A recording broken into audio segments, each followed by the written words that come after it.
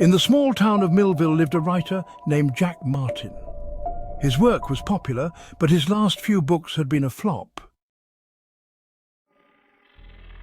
Jack was desperately looking for inspiration, and one cold fall evening, he decided to go to an abandoned house on the edge of town where spirits were rumored to dwell. The house looked eerie. The windows were boarded up, and the doors creaked at the slightest breeze.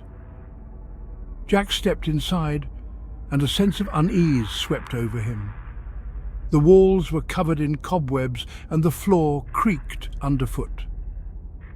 In the center of the room stood an old desk with yellowed pages and ink that seemed fresh. As Jack sat down at the desk, he felt a cold wind run down his back.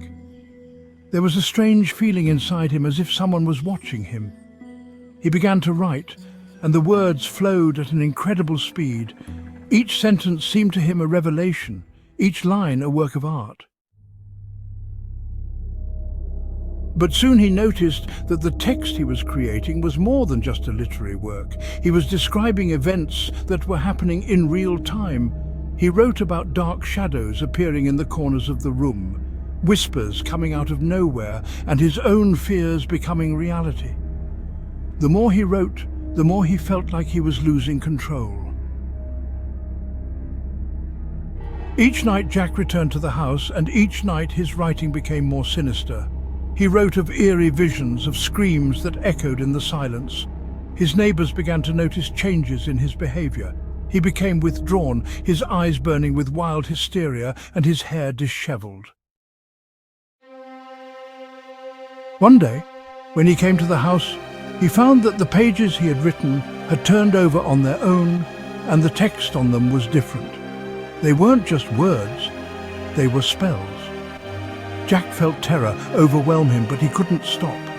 His hand kept moving, as if someone else was controlling it. That night he finished his work. The text was ready, but he couldn't read it. Suddenly a loud crackling sound was heard in the room, and shadows began to thicken, taking the shape of human figures. Jack realized that he had summoned something otherworldly, and now it was here to take his soul. With a scream, he rushed toward the door, but it slammed shut as if an invisible force was holding him back. He closed his eyes, trying to find salvation, but instead he saw images of his own fears, streams of darkness that pulled him into infinity. The next morning the locals found the house open, but Jack was missing. His books were left on the table, each one filled with words full of fear and darkness. It is said that if someone opens one of these books, they will hear the whispers of Jack as he continues to write his horrible story, trapped in a world where darkness always wins.